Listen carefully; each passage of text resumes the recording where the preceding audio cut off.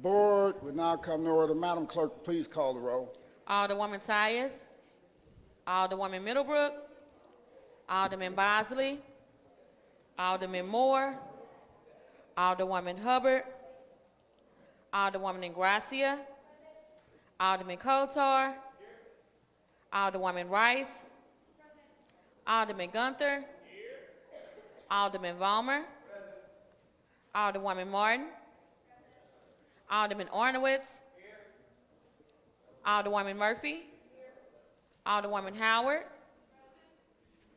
Alderwoman Green, Alderman Oldenburg, Alderman Roddy, Alderman Todd, Alderwoman Davis, Alderwoman Spencer, Alderman Muhammad, Alderman Boyd, Alderman Vaccaro,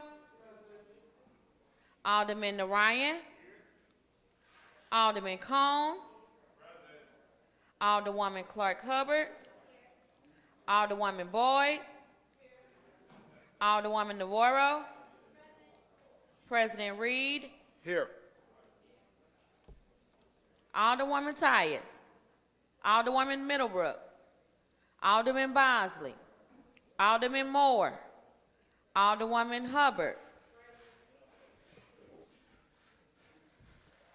Alderman Oldenburg, Alderman Roddy, Alderwoman Davis, Alderwoman Spencer, Alderman Muhammad, Alderman Boyd. 19 present. Quorum being present, we will be led today in prayer by John Watson, Jr. of Maple Temple.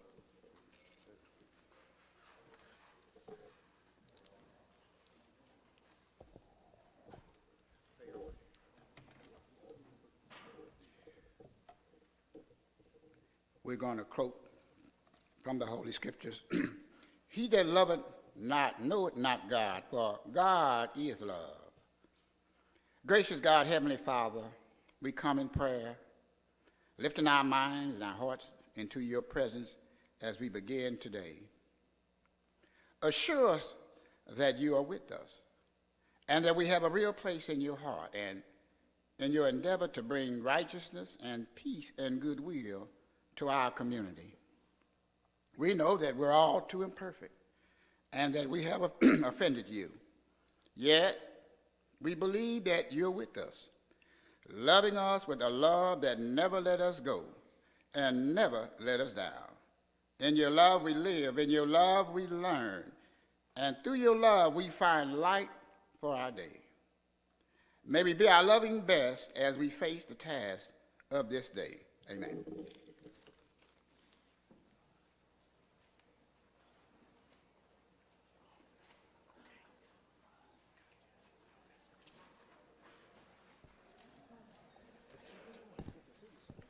Also like to ask everyone to please join me in a welcome for Pastor LaShawn Tarkington of St. Peter AME Church. He's the new pastor. Let's give him a round of applause and thank him for joining us today. And it's my understanding that he's going to come back at a later date to do the opening prayer for us. We're looking forward to it, and thank you, and we wish you all the luck in the world here in St. Louis, and hopefully you make St. Louis your home for an extended period of time till you're old and gray. All right, thanks, Pastor. With that introduction of honored guests, any introduction of honored guests? Any introduction of honored guests? Alderman from the 12th. Thank you, Mr. President, members of the board. I'd like to have as my honored guest Fred Searcy from the Plumbers and Pipe Fitters, and also Jeff Hines with the Carpenters Union, and Dave Sweeney, our farmer clerk, who's currently with Lewis and Rice. All right, let's welcome. Any further introductions? Any further introductions? Alderman from the 10th like to wrap us up.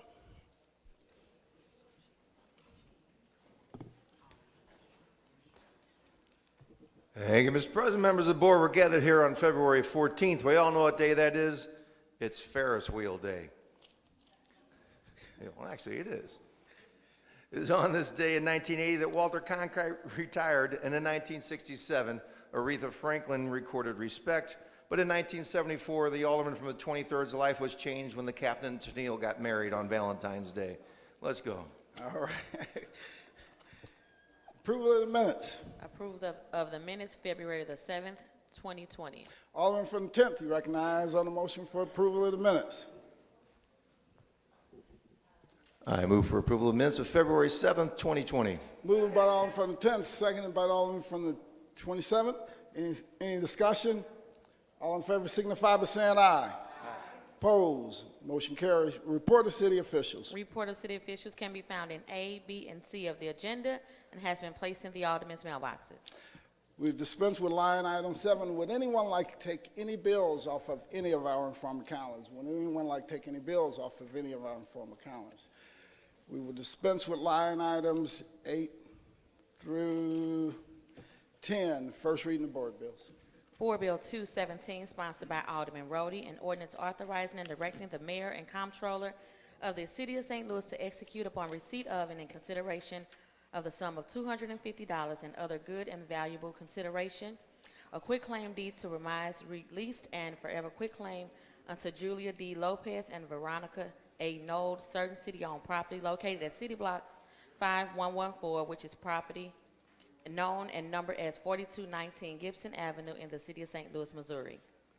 Board Bill 218, sponsored by Alderman Roddy, an ordinance authorizing and directing the mayor and comptroller of the city of St. Louis to execute upon a receipt of and in consideration of the sum of $1,250 and other good and valuable consideration, a quitclaim deed to Remise release and forever quitclaim unto the Transgender Memorial LLC, certain city-owned property located in City Block 3984, which is property known and numbered as 1485 through 87 South Vandeventer Avenue in the city of St. Louis, Missouri. Board Bill 219, sponsored by Alderwoman Navarro, Alderman Kotar, Alderwoman Ingrassia, Alderman Gunther, Alderwoman Green, Alderwoman Rice, and Alderman Narayan. An ordinance entitled Building Energy Performance Standards. The purpose of this ordinance is to establish energy performance standards for certain buildings in the city of St. Louis. Board Bill 220, sponsored by Alderwoman Hubbard, an ordinance recommended by the Board of Public Service to conditionally vacate above surface, surface, and subsurface rights for vehicle, equestrian, and pedestrian travel in a 15-foot wide north-south alley in City Block 3874 West, as bounded by Waterman, Clara, Pershing, and DeBaliviere in the city of St. Louis, Missouri, as hereinafter described in accordance with Charter Authority and in conformity with Section 1.4 of Article 21 of the Charter, and imposing certain conditions on such vacation. Board Bill 221, sponsored by Alderwoman Ingrassia and Alderwoman Navarro, an ordinance revising certain sections of the city's zoning code in order allow short-term rental as term is defined in this ordinance in the zoning district and in accordance with the requirements of this ordinance. Board Bill 222, sponsored by Alderwoman Ingrassia and Alderwoman Navarro, an ordinance to promote short-term rentals in the city of St. Louis, preserve residential communities, and provide equal opportunity for traditional short-term lodging providers by authorizing the building commissioner along with the advisement of a short-term rental task force and consistent with the revised code of City of St. Louis and other applicable law to facilitate the regulation of short-term rentals as defined herein and containing an effective date. Board Bill 223, sponsored by Alderwoman Ingrassia, President Reed, Alderwoman Navarro, Alderwoman Rice, and Alderwoman Martin, an ordinance establishing a paid parental and care leave program for the city of St. Louis full-time exempt employees. This program will establish two benefits, paid parental leave and paid caregiver leave. These benefits will complement current leave options such as vacation and sick leave, including an effective date. That is the extent of first reading of board bills. Reference to committee. Just a second.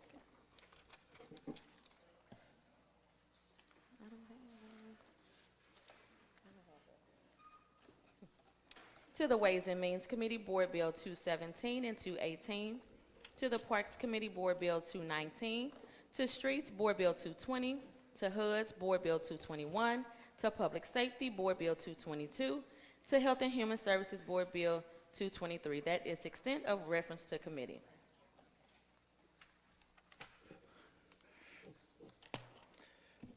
Second reading. The following board bills were reported out of HUD's with a due pass recommendation. Board Bill 173, committee sub, sponsored by Alderwoman Boyd, an ordinance providing a blighting study and redevelopment plan for Goodfellow Boulevard, West Florissant Avenue, scattered sites redevelopment area. Board Bill 177, committee sub, sponsored by Alderwoman Clark Hubbard, an ordinance approving a blighting study and redevelopment plan for 5311 through 6123 and 5302 through 6122 Dr. Martin Luther King Drive redevelopment area. Board Bill 182, sponsored by Alderwoman Ingrassia and Alderman Coulter, an ordinance approving a redevelopment plan dated November 19, 2019 for the La Session scattered sites area. Board Bill 183, sponsored by Alderman Roddy, an ordinance approving a redevelopment plan dated November 19, 2019 for the 4500 block through 4540 Swan Avenue and 1305 through 1305 rear South Taylor Avenue area. Board Bill 185, sponsored by Alderman Coulter, an ordinance approving a redevelopment plan dated November 19, 2019 for the 618 through 624 and 700 through 702 North 2nd Street area. Board Bill 215, sponsored by President Reed and Alderwoman Ingrassia and Alderman Coulter, an ordinance approving a soccer stadium redevelopment plan, making certain findings related thereto, including that the redevelopment area described therein is a blighted area, authorizing and directing the mayor and the comptroller to execute certain documents related thereto, including a master redevelopment agreement, authorizing and directing the taking of other actions and approval and execution of other documents as are necessary or desirable to carry out and comply with the intent hereof. Board Bill 216, sponsored by President Reed, Alderwoman Ingrassia, and Alderman Coulter, an ordinance approving a soccer stadium redevelopment plan in accordance with Section 99.300 to 99.715 of the revised statutes of Missouri, making certain findings relating thereto, including that the redevelopment area described therein is in a blighted area and pledging the cooperation of the Board of Aldermen. The following board bill was reported out of Ways and Means with a due pass recommendation. Board Bill 207, sponsored by Alderman Coulter, an ordinance authorizing the St. Louis City Board of Election Commissioners, upon approval of the Board of Estimate and Apportionment, to expend any funds received by SLEBC from 2019-2020 election efficiency grant award by the Missouri Secretary of State to provide assistance to local election authorities to improve election processes within state funds, to assist with election activities, systems, equipment, maintenance, voting equipment purchases, maintaining voter lists, and polling places accessibility. To fulfill the obligations of said grant, limited to expenditures covered entirely by grant funds and containing an emergency clause. The following board bill was reported out of Transportation and Commerce with the due pass recommendation. Board Bill 188, sponsored by Alderwoman Davis, an ordinance recommended and approved by the Airport Commission, the Comptroller, and the Board of Estimate and Apportionment, making certain findings with respect to transfer up to $13,726,769 of excess monies that the City of St. Louis, the owner and operator of St. Louis Lambert International Airport, to be used to make funds available to mitigate rates on an annual basis during the term of the airport use and lease agreement commencing July 1st, 2016, containing a severability clause and containing an emergency clause. That is the extent of second reading. We will dispense with line item 14, perfection consent. Board Bill 195, sponsored by Alderwoman Tyus, an ordinance directing the Director of Streets to permanently close, barricade, or otherwise impede the flow of traffic in north-southbound, approximately 240 linear feet alley located between Palm Street and Lexington Avenue in City Block 4456, approximately 95 linear feet east of Kings Highway, Memorial Boulevard, east curb line, and containing an emergency clause. Board Bill 199, sponsored by Alderman Ornowitz, Alderwoman Spencer, Alderwoman Rice, Alderwoman Green, and Alderwoman Navarro. An ordinance pertaining to the Health Insurance Portability and Accountability Act of 1996, PK 104 through 91, as amended, amending Ordinance 68109 by repealing paragraph A of section 3 and enacting a new paragraph thereof, specifically by redesignating the city's hybrid entity healthcare components to add the Department of Health of the City of St. Louis as such. Alderman from the 10th, you recognize on the motion for the perfection consent calendar. Thank you, Mr. President. Members of the board, I move that we adopt the perfection consent calendar. Moved by the Alderman from the 10th, entertain a second by the Alderman from the 12th. Any discussion? All in favor signify by saying aye. Opposed, motion carries. Board bills for perfection. Board Bill 200, sponsored by Alderwoman Howard and Alderwoman Murphy, an ordinance to regulate employer and employee working relationships between the City of St. Louis and all employees under the classified service, including a compensation plan, terms and conditions of employment, benefits, leaves of absence, authorization for a deferred compensation plan, repealing ordinance 70791, allocating certain other employees to a grade with rate and including an emergency clause. The provisions of the sections contained in this ordinance shall be effective with the start of the first pay period following approval by the mayor. Alderwoman from the 14th, you recognize on the perfection of Board Bill 200. Yes, I would like the board to approve and perfect Board Bill 200. Been moved by the Alderwoman from the 14th, seconded by the Alderman from the 12th and the Alderwoman from the 13th. Please proceed, Alderwoman. Simply stated, this bill will allow all civil service employees employed by the City of St. Louis to receive a 3% raise. This year, everyone employed on March 29th will receive a $1,000 bonus check. It will not affect their step at this point. And then going forward, each employee under the civil service rules will get a 3% this year and next year. This is very, very much needed because we're having a hard time retaining and keeping competent employees. Our pay schedule has not, most people have not seen a raise since 2003 of any, they haven't had a meaningful raise since 2003. People have gotten step increases of 1.5%. This does not keep up with the rate of inflation, which over the past 10 years has averaged about 2% every year. So what we're giving them is not, a gold-plated big deal, but it's at least more than what they were getting, and hopefully, as we move forward, we can reconsider. The reason we can afford to do this is the city has done well on their upping employment. We are collecting more earnings tax. We've had, the blues. We've had several things to fuel our economy here in the city, and I think it's time that we reward our employees that have served us well through the hard times and the good and the bad times with a pay increment that reflects some of their efforts. We call on them for all kinds of things, and I think that they are well deserving this increase. All right, thank you. Any further discussion? Any further discussion? Any further discussion? Alderman from the 18th. Yeah, I do think the employees deserve a raise. At the same time, I think some of that money should go to the communities for services that we are lacking. In my ward, we have buildings that could be saved that need to be boarded up from the first floor to all the way up, and then those buildings could be saved.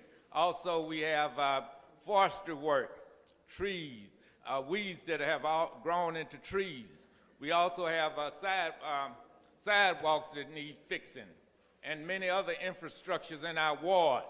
So I think the employees, I think some of that money that we've accumulated should be shared with the community. If we have extra money, we should put some, we've spent $15 million a year on vacant lots, cutting vacant lots for the city. We spent $15 million cutting vacant lots for LRA. We should build houses on those lots, and then we would even generate more money. We would create jobs for people who don't have work. It is time that we spend more money on people on the homeless, on people in poverty, on people who have absolutely nothing, those who are hungry. those who are ill-clothed, those who don't have medical care. We're going to have to redirect our funds that we have and make sure that we both take care of our community, take care of our workers, but we need to take care of those who are in the most desperate need and take care of the communities that are in the most desperate need so that we won't have these food deserts and have people in poverty who can't, some of them, the only way they are able to survive is to steal in order to get food, steal in order to get clothes, sleep in vacant buildings during the winter, and things on bus stops that I've seen, even people sleeping on bus stops. These are the type of things we need to use this money for. So our number one priority with this money should be making sure that it especially goes to North St. Louis, because we've been neglected during my lifetime more than 50 years. And we need to make up through reparation, paying for the neglect of Team 4, which was designated to cut us off who pay taxes north of Delmar and not give us the services. We need to use some of that money to repay that side of the city for the harm that has been done to it. So part of that money should go to those who have been neglected, those communities that have been neglected, and then if we have anything left, it should go for raises. But okay, right. Thank you. Thank you. Any further discussion? Alderwoman from the 1st. Mr. President, members of the board, if the Alderwoman from the 14th would yield. Alderwoman from the 14th, will you yield the question to the Alderwoman from the 1st? Yes, I will. Alderwoman from the 1st, please proceed. Alderwoman, first of all, I want to thank you for carrying this bill. I carried it last year. It's a hard thing to carry. It's a lot of pages to go through. It's a lot of pages. I had to have hours and hours of meeting.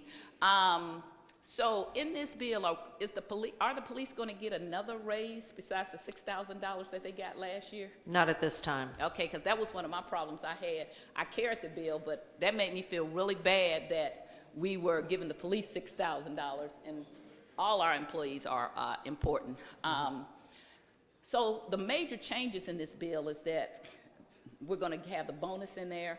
Right. The bonus will be for every employee employed on March 29th of this year, if the mayor follows through and signs this into law as soon as we can. She has to, since she's Okay, already. I think so. So every employee that is employed by the city of St. Louis on March 29th will receive the $1,000, and that kind of reflects, it's not quite a 3% increase for this past fiscal year, but it gives them an incentive. And averaging, when you look at the $1,000 or the 3%, if you look at the average salary, it comes out to about that much for the average employee, that they'll probably gain about $1,000 in next year's pay. And then we also are going to go back and adjust, because by giving these bonuses and raises, there are going to be some unusual circumstance and going to 15 for some people who now going to work under people who are going to make more than the people they work for. Is that not correct? That's also been contained in the bill as far as step adjustments, and they've actually taken some steps up out of the order because they're no longer effective. In other words, we've got some people that were making less than $15 an hour that we've employed, which is a sad state of affairs if we're promoting $15 an hour minimum wage. And so I actually read most of the bill. So like I know ever since Nick Young left, we've not had a refuse commissioner. And I know why, because they leave openings, so when the mayor leaves, people who work in her cabinet then bump themselves right back down to positions, Todd Waterman. But that's not legal, so I've already looked that up, Todd Waterman. And so when we're putting this amount, we're not the budget, but we keep putting this refuse commissioner in the budget, and I saw that again, but we're not actually ever filling this position. Is there anything that you think we can do that we could, with this bill, and maybe it's ways and means that we can stop this kind of thing where we don't, because we keep saying that we cannot find people to fill it, but I know for a fact that in the trash department, there are people who want to be the refuse commissioner right now, and we don't have one. And that's one of the biggest problems we have with trash pickup right now. So is there anything that was addressing that in this bill? And it's probably not. There is nothing in this bill. However, we have many positions that have remained unfilled, and maybe there could be another bill that could be that if positions remain unfilled for X amount of time, that maybe they need to be taken off. I sometimes have a problem, and that's where some of this money is coming from, because we have not had so many positions filled that we're able to afford to give those people that have worked so hard with less help a raise. I don't think that this probably compensates them as much as they probably should be compensated, but it's the best we can do at this time to stay within our budget and not break the bank. Well, I know when I was the chair that I had Richard do a citywide study of all And the people that's- that, right. that's Is that still- contained in it? That's coming. That hasn't That's out- coming. The results haven't Right. finished, and I assume that once we get those, maybe if we still have a overage in the budget, maybe we can bring a little bit more forward, so for our employees, because let's face it, our employees have went since 2010. Many of them were furloughed. Many of them have taken pay cuts because of the furloughs, and the compensation I know people that have left because they went into private industry because they just couldn't afford to work for us anymore. I want to say this, so this is interesting. So the first time I got elected was right after we used to only pay, anybody can make $25,000 a year. That was the mayor, and that was the lid. And a few years before I came here, we changed that. And we seem to have still kept people who didn't make a lot of money. We kept good people. So all of a sudden, it's like we cannot keep people. They make a lot, not a lot more, but substantially more than when everybody was making $25,000. So I really think that we need to stop that spiel about we can't get people and start looking at what it is that really is preventing them from staying here. Because I think there's another problem, okay? And I mentioned one of them with the forestry workers. We have permanent seasonal workers that come back every year. So it makes no sense that before we look for anybody else that we wouldn't offer those seasonal workers full-time jobs. Our charter requires that. And in fact, I had several of them that I had sent to apply for the full-time jobs. They wouldn't hire them, but they hired them for the part-time and the seasonal work, and then told them at the end of the year they would get back to them. And they have not been authorized to hire people. So I think there's something else going on that's political, and they're making it look like that we can't find people. But if you have a job fair, if we had a job fair at City Hall and brought the people down here, we would have people wrapped around the corner looking for jobs. So I think we have a serious problem, not just with pay, but actually in being inclusive, inviting all people in. And the other thing I want to just say is that if we're having trouble with certain things, that we have a training place called Slate. We have other things that we could train. If we need drivers to drive our trash trucks, how about we start a class that we teach people how to do this? There are some other innovative ways that we ought to be able to do to have people to come in. And so I really do think this is a political stunt that's being done in some instances, not in all of them, but in some instances, I don't really believe that we can't hire people. But it's much easier to go out there and say, this is how we need to get rid of the residency, or this is what we need to do, because we're not doing what we ought to do to get good people in. And I don't believe it's just the pay, because for years they made including the mayor, could make only $25,000. And now the mayor makes substantially more, and there are people in her cabinet, which I have a problem with that make way more than the mayor. So I think that we've gone too far in some instances of what we pay people, and we have not paid other people what they should get paid. So I appreciate you carrying this. Is there anything else that is a major change that's in this bill from before that you can think of? Like I said, the steps, there's been steps taken out, and that's about all I can think of. Let's see here. The $1,000, and that's all. That hopefully we can, fill some vacancies if we're starting people at a better rate. We also have to understand the environment we're in right now. The jobless rate is way down, and I hate to say, if you don't have a job in this environment, it's probably because you don't really want one, or you just aren't reaching out. A young man, because go ahead. And I really think that, part of the problem with recruitment is salary level. People can, get their experience here. And let's face it, the younger people do not take a job that they expect to retire from. Many people, the younger people, they're always looking to move on, to better themselves, not by staying with a company and following the pay increases. They look for things that are going to expand their horizons where they can learn more. It's a different working environment than when I started back a few years ago. Hear what you're saying. I want to say I'm going to bring a young man that I sent to forestry that they would not hire full-time, but they hired part-time, and he got all great ratings, and he's been calling since that time to try to get a full-time position. And I even called over, because I never do this, to say, well, and they told me, oh, we're just going to hire part-time first. Why? Why would you hire part-time first? So, and then this person did what was asked. So I think the reason why a lot of times people leave is because they don't have good work environments, okay? And we can do the comparison of Costco and Sam's.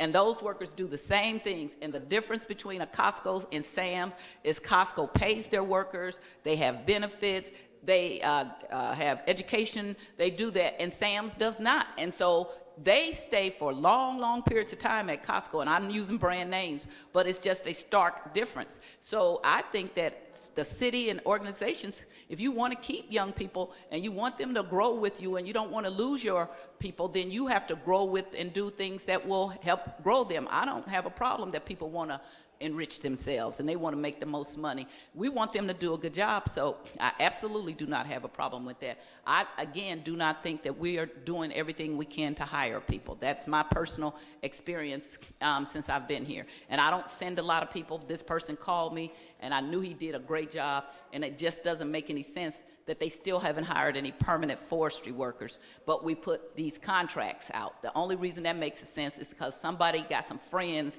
that want to do contracts. And that's the same thing that's coming along all of a sudden with these speed humps, $900 studies all of a sudden that we want to do contracts. So I've been here long enough to know that there's been a push all these years for privatization, and what you have to do is undercut the efficiency of what government is supposed to be, and people use that to compare government with business. We're not the same thing at all. Government is a service-oriented thing. Businesses try to pay the stockholders money. So we're supposed to serve our constituents. So I do not believe that we don't have people that don't want to work. I think that we have people here in this city hall that are not hiring people that don't want to work. I appreciate all your work. I did read it. I didn't find any major differences. I am going to support this, but I am going to push for us to look how many positions are not filled, and that when we get to go on to Ways and Means, we take this money out and use it for someplace else. Don't just use placeholders and then at the end of the year say, look at this $30 million I suddenly found. You didn't find it. You already funded all these different positions that actually don't have anybody, and then you tell the story, we can't hire them. Yes, we can. And if you can't do it, what I always tell people, if you're not doing your job, then fire that person and find somebody who can do it. Because I do not believe people don't want to work. For many years, that has been the theory out in the African American community. The lazy black man doesn't want to work. Every time we've ever had a job fair or anything like that, black, white, orange, green people line up and they want to work. So we need to really stop putting that out about our constituents, because I believe most people want to work.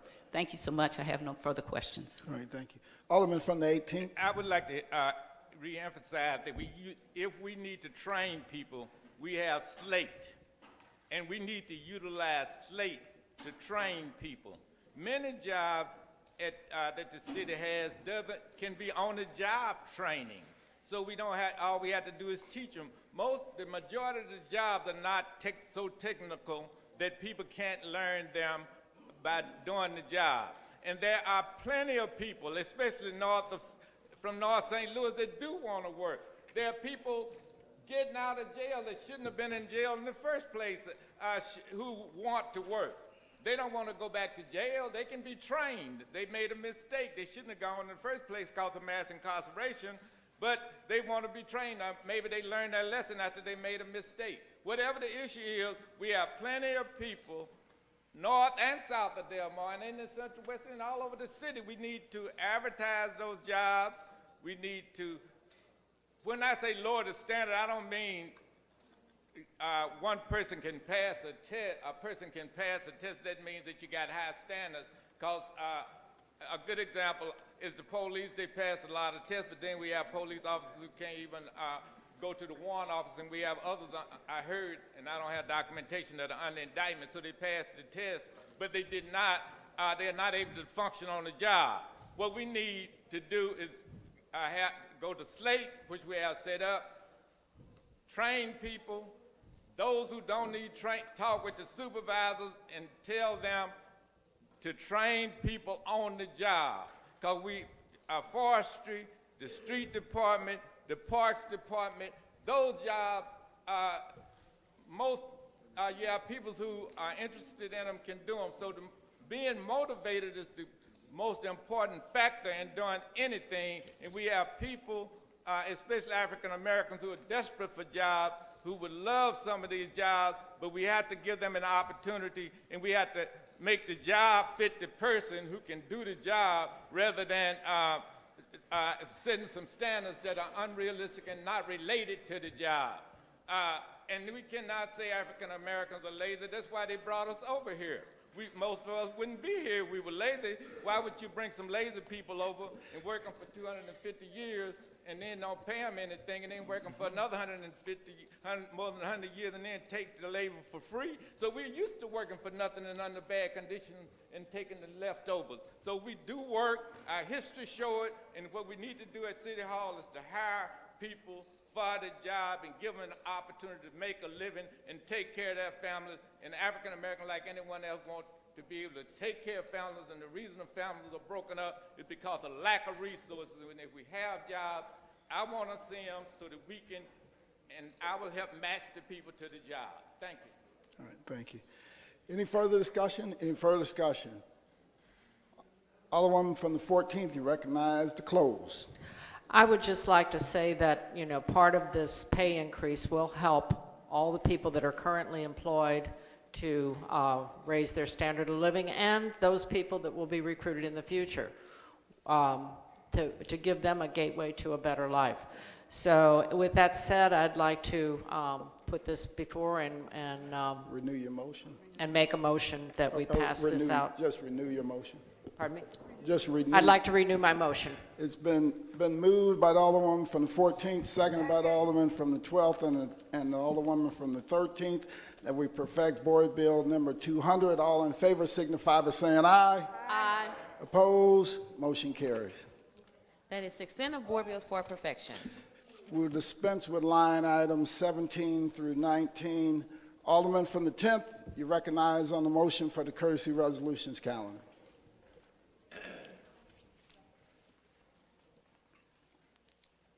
Thank you, Mr. President. I move that we adopt the courtesy resolutions calendar. Moved by the Alderman from the 10th. Entertain a second on that motion.